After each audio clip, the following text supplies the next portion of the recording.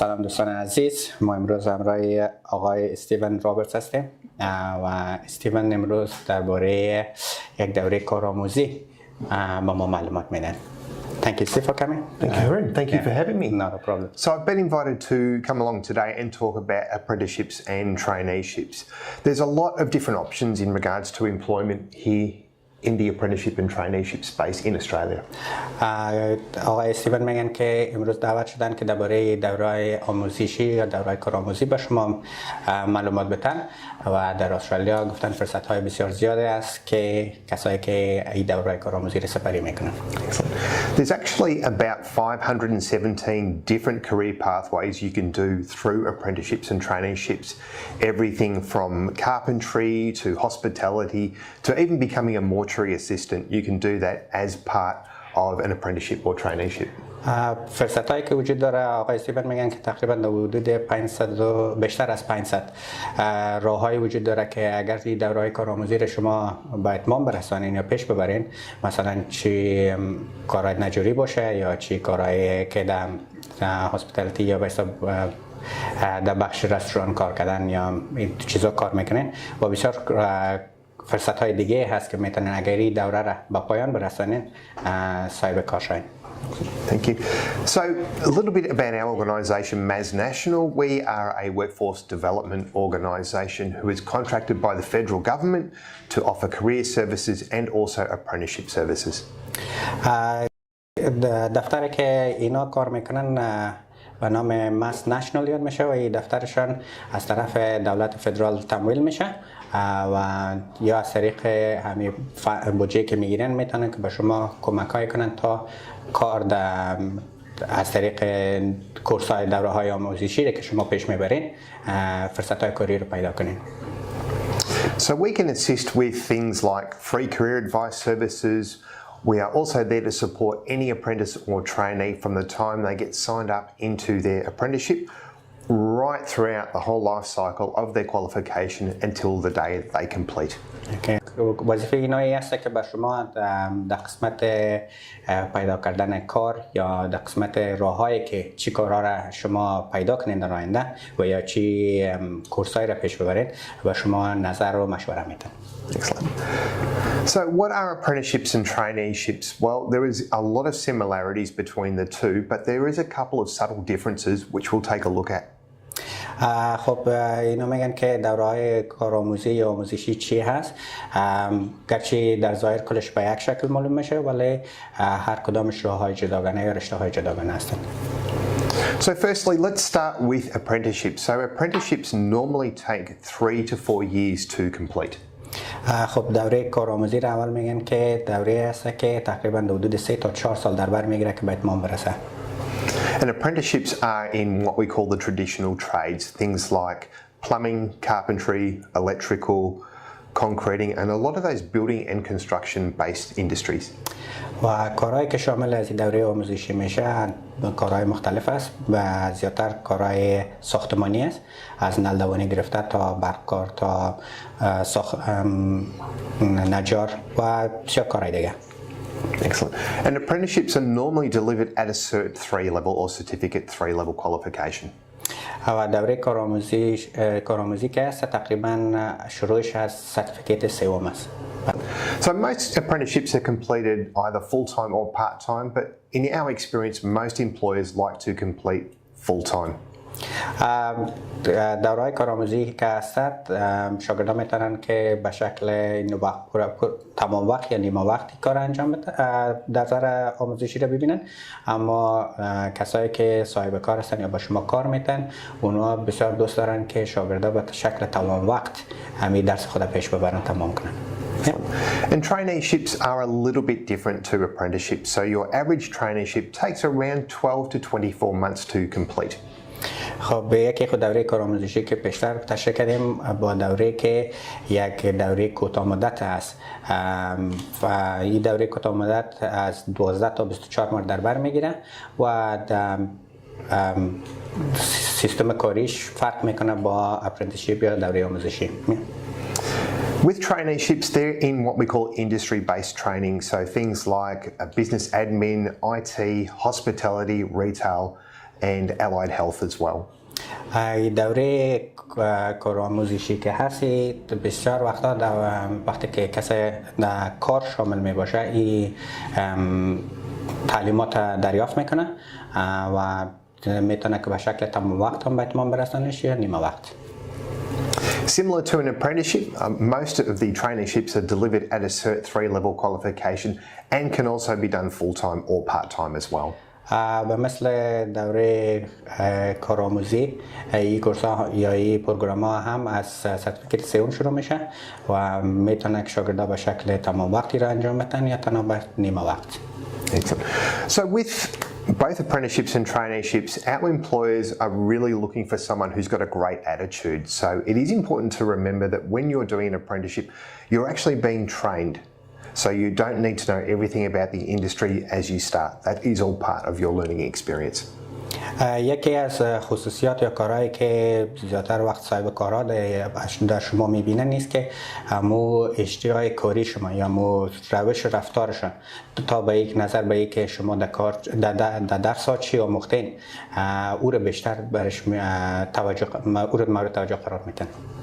It's also important to remember that an apprenticeship or traineeship qualification is a bit different to doing a university degree.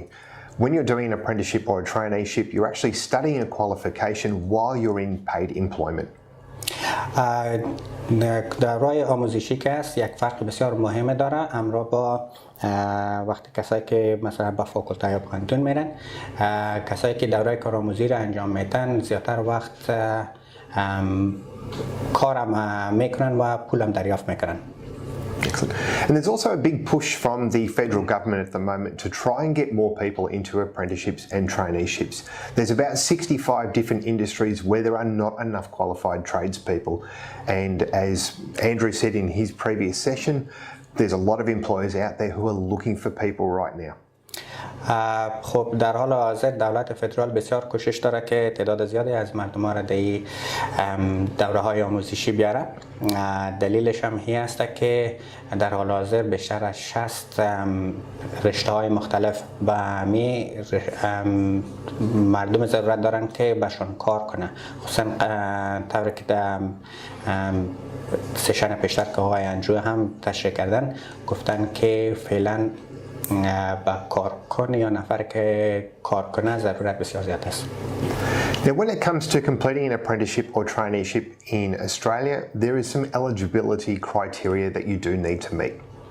اگر بعضی از رول‌ها یا قاعده‌های است که شما باید شامل حال شما شود که بتونین این کورس‌های دوره آموزشی را پیش ببرین. In order to complete an Australian apprenticeship or traineeship, you must be at least 15 years of age. شما باید 15 ساله باشید. You must also be an Australian citizen or permanent resident.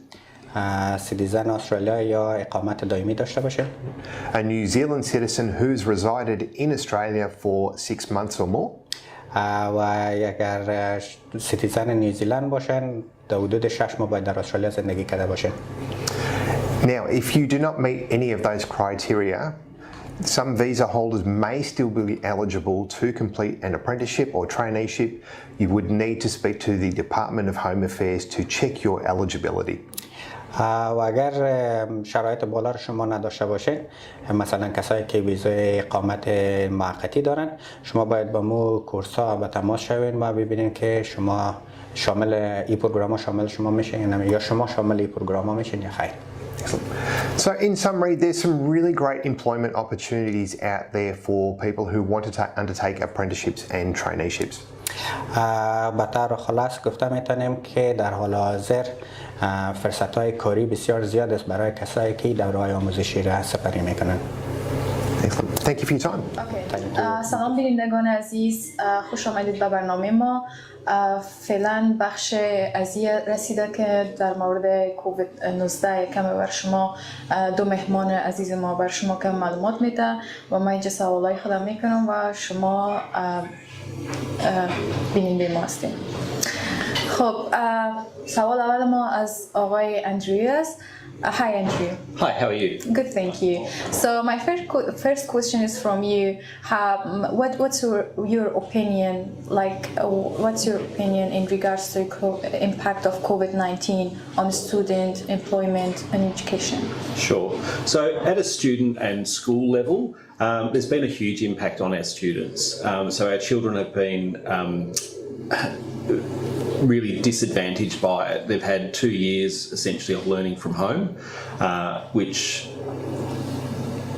the benefits of that are determined by the support levels that you have. خب امی امپکت کووید 19 یا تاثیر کووید 19 بالای شاگردان در این 2 سال قسمی می باشد که در این 2 سال شاگردان از طریق آنلاین دروس خود ادامه دادن و برنامه تحصیلی خود از خانه پیش بردن به صورت آنلاین. And in terms of getting ready to enter the workforce, those students have missed out on lots of things that they would have normally done. So work experience, structured workplace learning, going to universities and TAFEs for open days. They haven't had any of that for 2 years. خب بعضی اپورتونیتی ها و بعضی پروگرام ها را شاگردان از دست دادن due to COVID-19 بخاطر نتونستن که با پروگرام های مثل سپورت مثل پرکتیکل پروگرام ها اونجا برن due to COVID-19 so تمام درس دروس خیش را آنلاین ادامه دادن. So what that will mean over time is that the choices they're making will be less informed. So they're more likely to make a choice and change their mind when they find out more. خب تمام برنامه ها را امی مکاتب و یونیورسیتی ها قسم برنامه ریزی کردن در این 2 سال گذشته که تمامش باید به صورت آنلاین باشد چون فیس تو فیس یا در یونی و مکتب کسی حاضر شده نمیتونست به خاطر کووید 19. In terms of employment, we've been really lucky that we have lots of big infrastructure projects that our governments have invested in to create jobs. But what that means now is that employees are hard to find. Every industry is experiencing shortages. خب در صورت در بخش کار بسیار حال کارمندا کم شده و قسم کار را ترتیب دادن که بعضی کار به صورت آنلاین از خانه صورت گرفت و بعضیشون در صورت نهایت که از خانه کار کردن نمیتونستن از خود آفیس کار میکردن و حال شورتج و یا که به حساب کم بوده کارمندان فعلا مواجه هستند. So if we look at the civil construction, which is all of the big infrastructure, the rail projects, the highways and freeways, the end of next year, they are predicting 105,000 people that they will be short in terms of industry people to work in that sector. Okay, in terms of construction or in terms of civil construction, so civil engineering, big construction. Big construction. Yeah. خب در قسمت ساختمانی فعلا بسیار کارگر کم است که تقریبا مقدارش بر ما گفت how many people 105,000. آقای اندریو گفتن که 1,500,000 تقریبا ما با کمبودی کارمند مواجه هستیم که این کارمندا البته به حساب پروژه ساختمانی سرکا می باشد که اینا مواجه به کمبود کارمند می باشند. Thanks.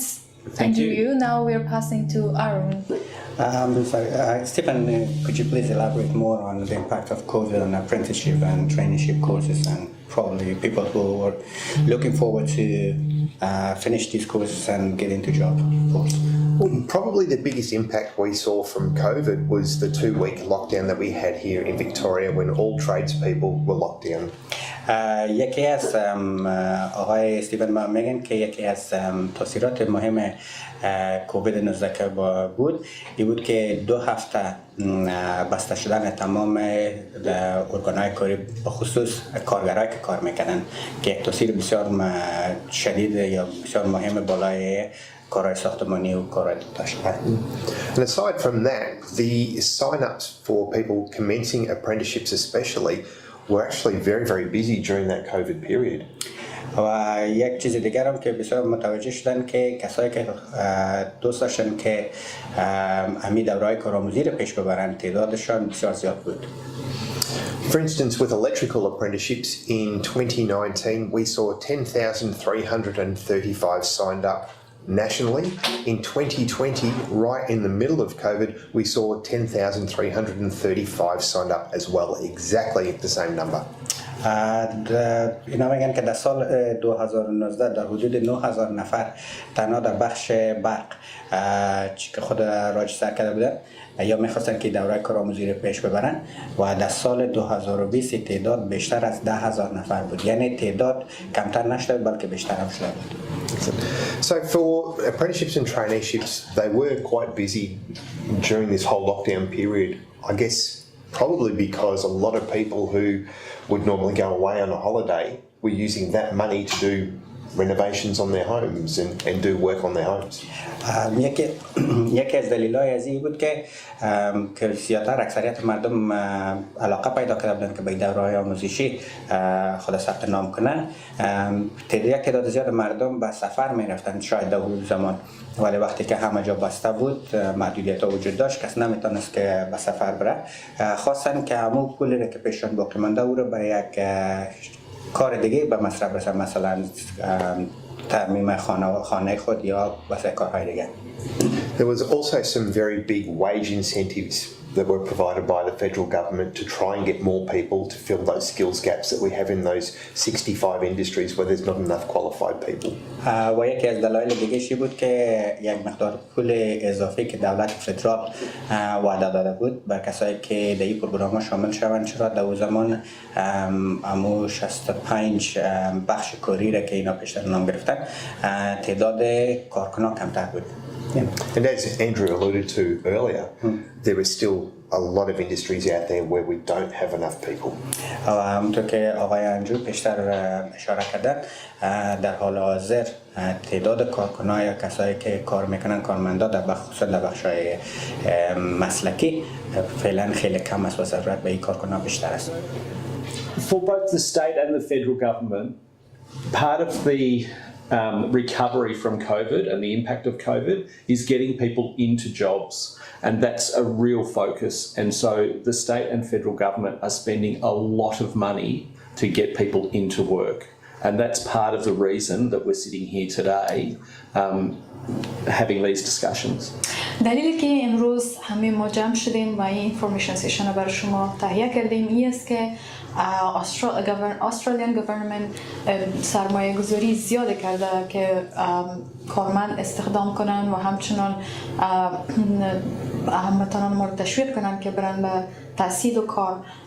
یکی از دلایلی که امروز اینفورمیشن سیشن برای شما جور شده همین است. اوکی، تشکر از دوستان ما که امروز این برنامه معلوماتی رو بر شما تهیه کردن و همچنان این برنامه را میتونین از چینل یوتیوب، فیسبوک و همچنان اینستاگرام باختر تماشا کنین و همچنان از چینل CV1 استرالیا هم میتونین این برنامه را تماشا کنین. I think هر شنبه است. هر یک شنبه. دوستای عزیز، این پروگرام ما امروزی ما بود و ما از آقای اندرو و از آقای سیون تشکر میکنیم. Thank you so much for coming today. Thank you. Pleasure. Thank you. تا برنامه بعدی شما رو به خداوند کریم میسپاریم. خدا حافظتان.